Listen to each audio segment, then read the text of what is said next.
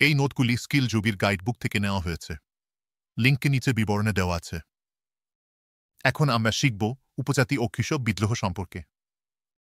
উপজাতি বা আদিবাসীরা হল ভারতের প্রাচীনতম অধিবাসী। তারা সাধারণত অরণ্য বা পাহাড়ি এলাকায় বসবাস করতেন। পাথুরে জমিতে কৃষিকাজ এবং বন থেকে বিভিন্ন সম্পদ সংগ্রহ করাই ছিল তাদের জীবিকার মূল উৎস।